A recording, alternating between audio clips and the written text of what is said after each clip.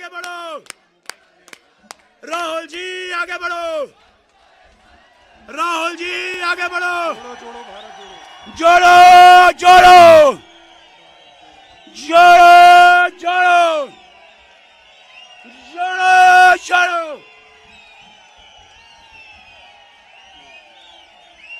आपका और हमारा नेता, हमारे हिंदुस्तान की पहचान, हमारे हिंदुस्तान के नौजवान की आवाज, हमारी शान हमारे बीच में आ चुके हैं। अब मैं यहाँ पे दावत देना चाहूंगा जनाबे वकार सुलवानी साहब, जो हमारे यहाँ पे वेलकम स्पीच देंगे।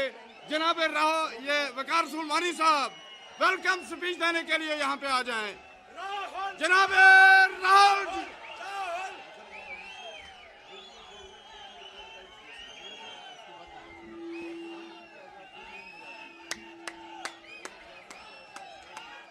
अभी यार उस साइड मत जाओ ना ज्यादा, वहां से नजर नहीं आएगा। इधर आओ, इधर ये वाला, ये खोलना है, ये टेंट खुलवा दो, ये टेंट खोल दो, टेंट खोल दो, खोल दो इसको, टेंट को खोलो, इसको आराम से खोलो यार, फाड़ना नहीं।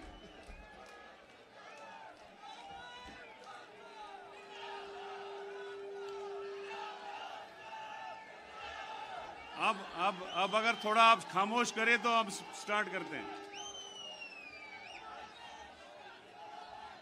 हमारे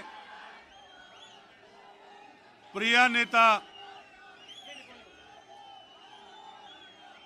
जम्मू कश्मीर और हिंदुस्तान के दिलों की धड़कन, हमारी जान, हमारी शान, जनाब राहुल गांधी जी, हमारे प्रदेश कांग्रेस कमेटी के सदर तारिक हमीद कर्रा साहब,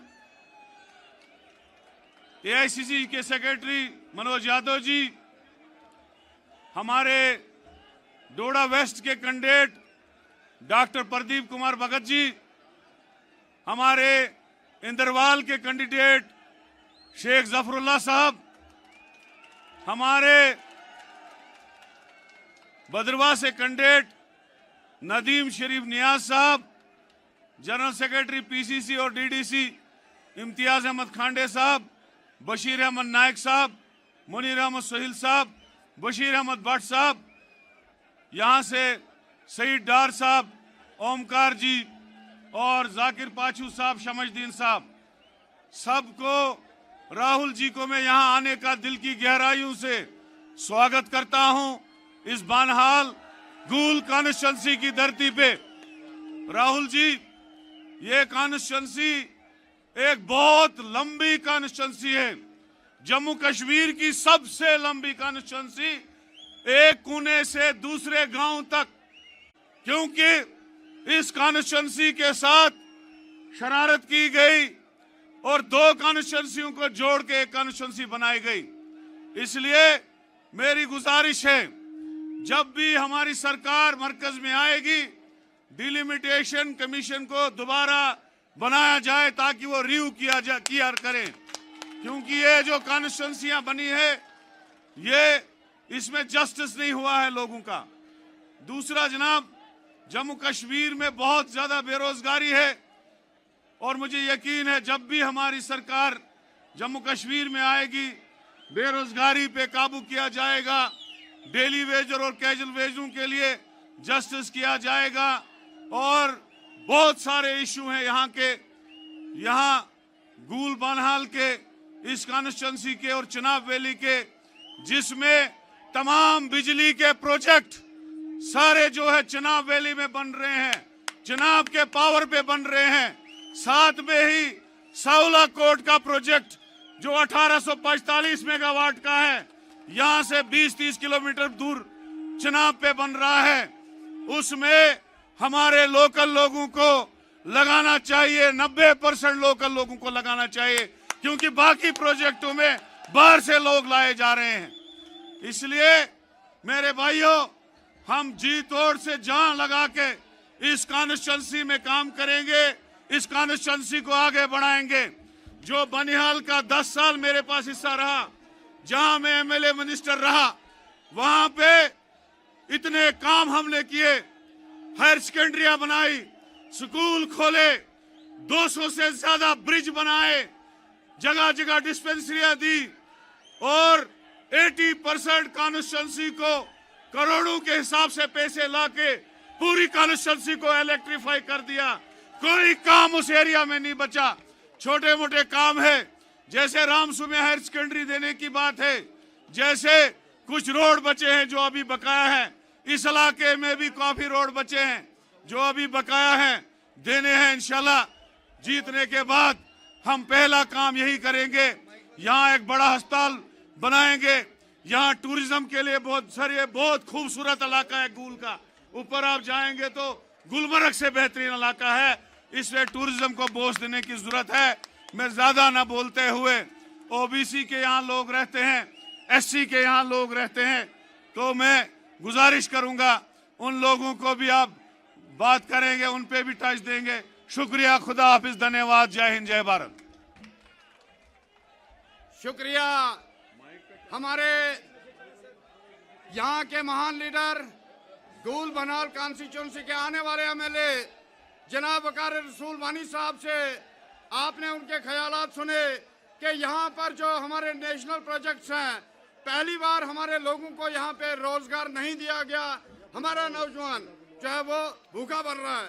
तो अब आपके दिलों की धड़कन, हमारे दिलों की धड़कन, हमारे आने वाली हिंदुस्तान की शान, हमारी पहचान, जनाब राहुल गांधी जी आपके सामने अपने ख्यालात रखेंगे।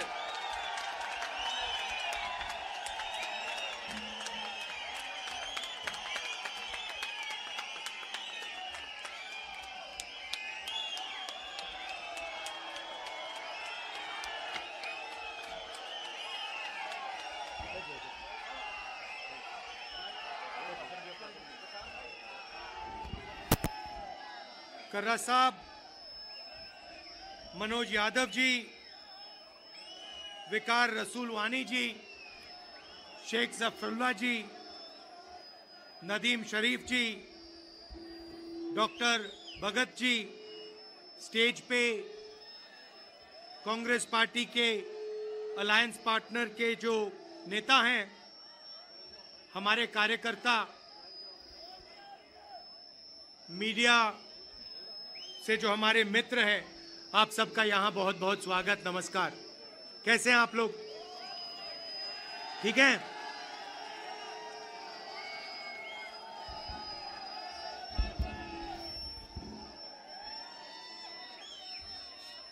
शायद लोगों को ये, भैया ये माइक को ठीक करिए, ये टू टू जो हो रहा है।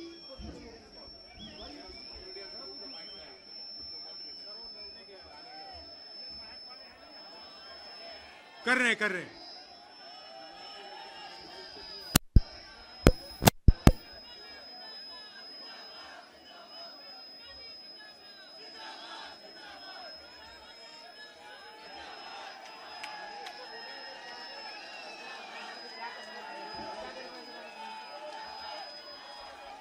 करिए।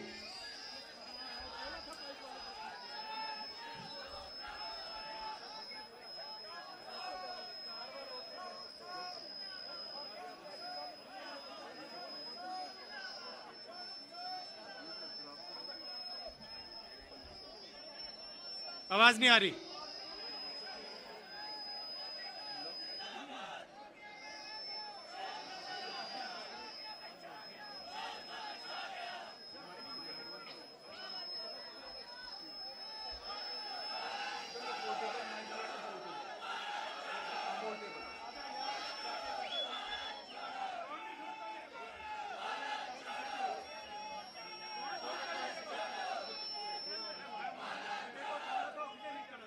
अब आ रही है? सुनाई दे रहा है अब?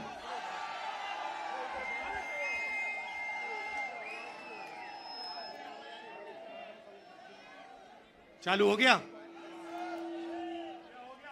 कैसे हैं आप लोग?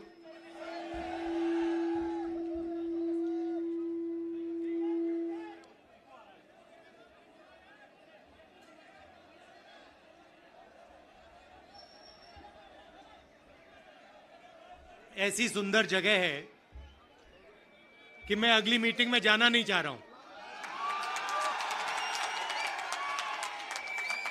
आपने फंसा दिया मुझे लग रहा है कि यहां अगली मीटिंग में ना जाऊं, यहीं आपके साथ 1-2 दिन रहूं।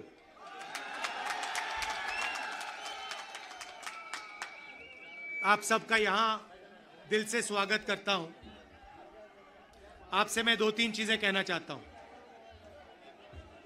सबसे पहले आपने देखा होगा कि पूरे देश में बीजेपी के लोग, आरएसएस के लोग नफरत फैला रहे हैं, हिंसा फैला रहे हैं, डर फैला रहे हैं। तो लड़ाई 2 विचारधाराओं के बीच में है। एक तरफ नफरत, हिंसा, डर, दूसरी तरफ मोहब्बत, रिस्पेक्ट, इज्जत।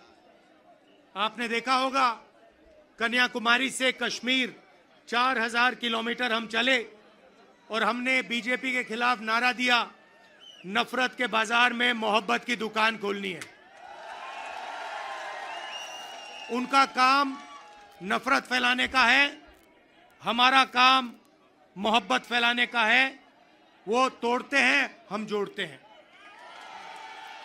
और अंत में नफरत की काट मोहब्बत से ही होती है। आप सब जानते हो, नफरत को नफरत से नहीं काटा जा सकता है, नफरत को मोहब्बत से ही काटा जा सकता है, हराया जा सकता है।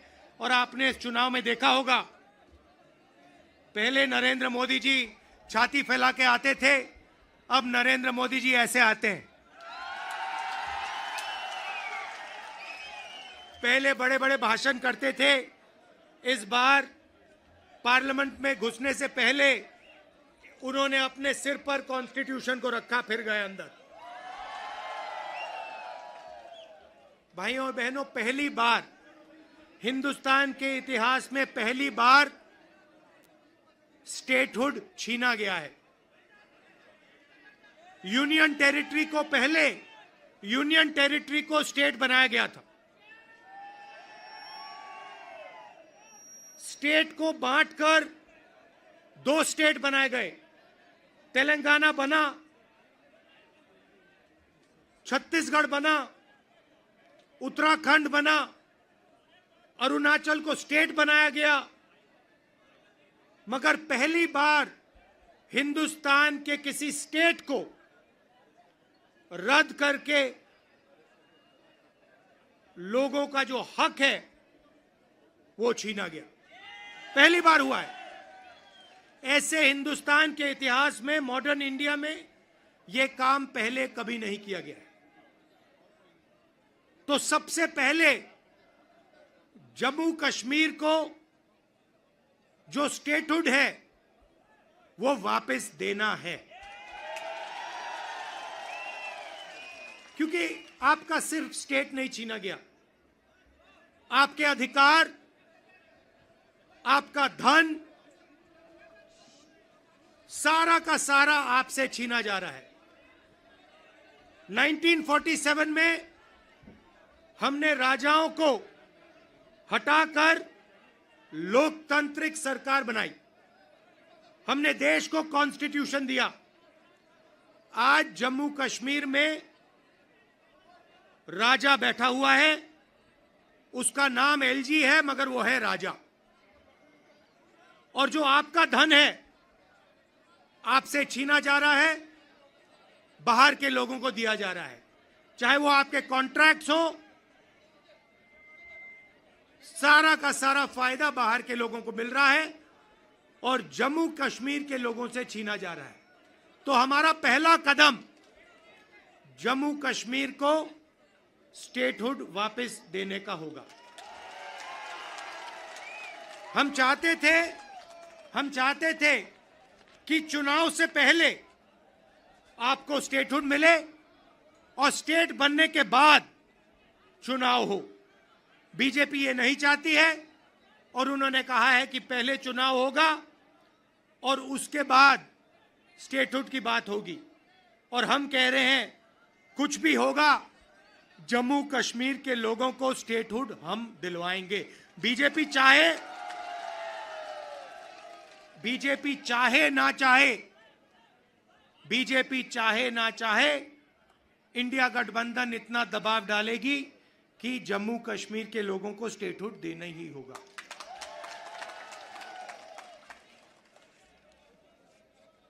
यहां पे हम सब जानते हैं कि बिजली के प्रोजेक्ट्स बनाए जा रहे हैं, मगर सच्चाई है कि बिजली के प्रोजेक्ट्स का फायदा आपको नहीं मिलता है। कहा गया है कि प्रोजेक्ट के 5 किलोमीटर रेडियस में आप लोगों को बिजली मिलेगी, फ्री में बिजली मिलेगी, मगर वो नहीं हो रहा है। और बिजली के प्रोजेक्ट्स का फायदा आप लोगों को मिलना चाहिए। स्टेटहुड मिलेगा, चुनाव में हम जीतेंगे तो ये काम हम आपके लिए करके देंगे।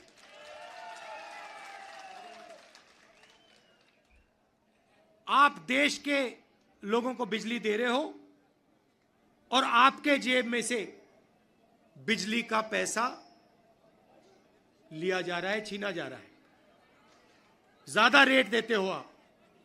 ये अन्याय है, इसको हम ठीक करेंगे।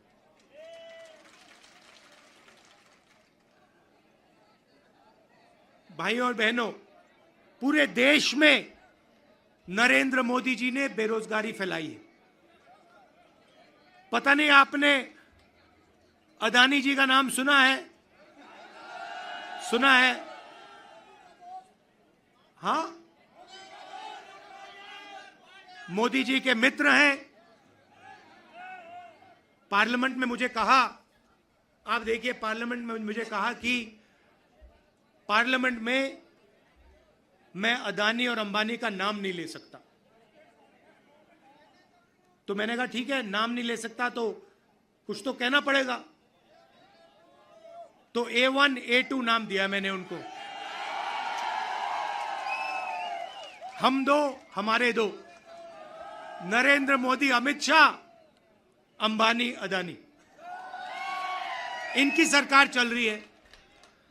और अगर कोई छोटा काम करता है, मजदूरी करता है, छोटा बिजनेस चलाता है, होटल चलाता है, टूरिज्म का बिजनेस चलाता है, तो उसके लिए नरेंद्र मोदी जी GST लाते हैं, नोटबंदी कराते हैं और बैंक के दरवाजे बंद कर देते हैं। और पूरी की पूरी सरकार इन 2 अरबपतियों के लिए चलाई जा रही है। ये मैं आपको कहता हूं कि अगर आप देखेंगे तो ये जो आपसे स्टेटहुड छीना गया है, इसका भी लक्ष्य उन्हीं 2 अरबपतियों की मदद करने का है। और जम्मू कश्मीर के जो लोग हैं, जो व्यापारी हैं, जो इस प्रदेश को, इस देश को रोजगार देते हैं, चाहे वो टूरिज्म की बात हो, हैंडीक्राफ्ट्स की बात हो, उन सब को ये दबा कर रखते हैं।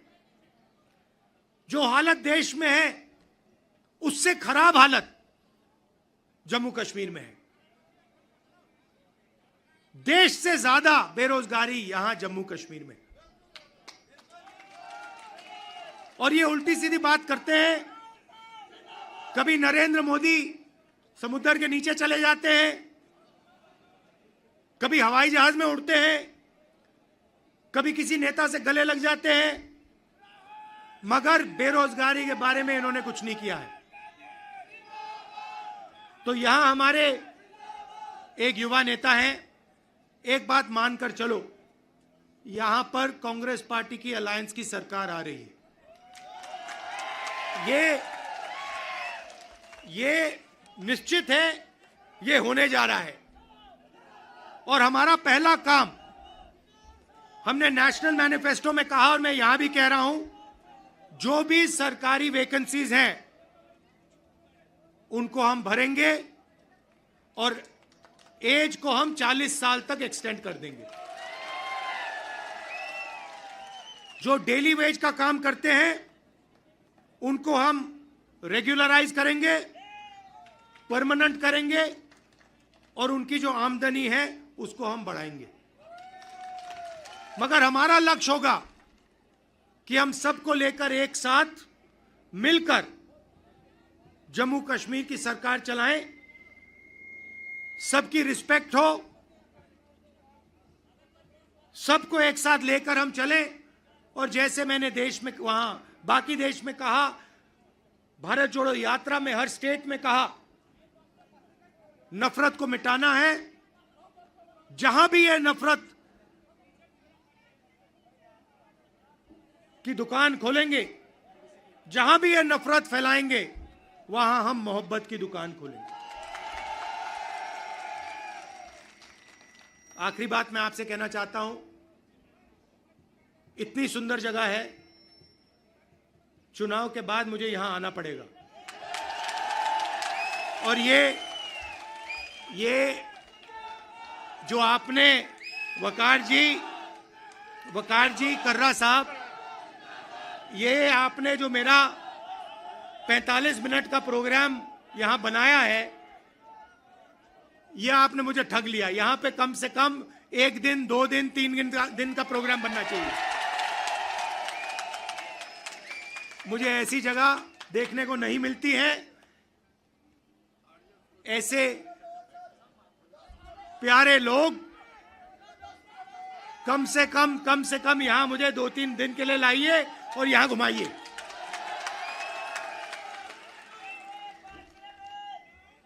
पांच मिनट, 10 मिनट, जितना चाहते हो, कोई प्रॉब्लम नहीं है। हाँ, तो आपने देखा होगा, पहले कहा कि नरेंद्र मोदी को, बीजेपी को कोई हरा नहीं सकता। नरेंद्र मोदी जी कहते हैं, भैया मेरी डायरेक्ट लाइन है, भगवान से मैं डायरेक्ट बात करता हूं। और वो भी देश की मीडिया को बोल रहे हैं। अगर कांग्रेस पार्टी का कोई आए मेरे पास, जैसे कर्रा साहब आए या वकार आए और कहें कि भैया मैं डायरेक्टली भगवान से बात करता हूं, मैं उन्हें कहूंगा भैया ऐसे करो, आप ये बात बाहर मत गलती से बोल देना, नुकसान हो जाएगा, लोग पता नहीं क्या कहेंगे। मगर नहीं, देश का प्रधानमंत्री जा सकता है, कह सकता है भैया मैं नॉन बायोलॉजिकल हूं, बाकी हिंदुस्तान बायोलॉजिकल है, बाकी हिंदुस्तान बायोलॉजिकली पैदा हुए, मैं नॉन बायोलॉजिकल हूं, मैं डायरेक्ट भगवान से बात करता हूं। और इस चुनाव में भगवान ने नरेंद्र मोदी को डायरेक्ट मैसेज दे दिया कि भैया आपको लगता है कि आप भगवान से बात करते हो, मगर भगवान आम जनता से बात करता है और भगवान आम जनता की राय को सुनकर काम करता है। तो हमने नरेंद्र मोदी को साइकोलॉजिकली उड़ा दिया है। मैं आपको बता रहा हूं, मैं पार्लियामेंट में बैठता हूं, उनके सामने पार्लियामेंट में बैठता हूं, पूरी कॉन्फिडेंस गायब हो गई उनकी। इंडिया गठबंधन खड़ा हो गया, एक साथ मिलकर हम लड़े, पूरी की पूरी कॉन्फिडेंस हिंदुस्तान के प्रधानमंत्री की गायब हो गई है। आप मुझे बताओ, आप देखो, उन्होंने पहले कहा कि जाति जनगणना नहीं होगा, हमने कहा जाति जनगणना होगा। अब आरएसएस के लोग कह रहे हैं भैया जाति जनगणना सही बात है। फिर वो उन्होंने कहा कि हम लैटरल एंट्री से बाहर के लोगों को सरकार में लाना चाहते हैं। हमने कहा ऐसे नहीं होगा। पार्लियामेंट में बात उठाई, थोड़ा सा दबाव डाला, बीजेपी के लोग कहते हैं नहीं भैया लैटरल एंट्री नहीं होगी। तो अब एक बात समझ लो, अब नरेंद्र मोदी हिंदुस्तान की जनता से डरते हैं और अब बस थोड़ा सा समय बचा है, नरेंद्र मोदी, बीजेपी, इनको हम सरकार से हटा देंगे।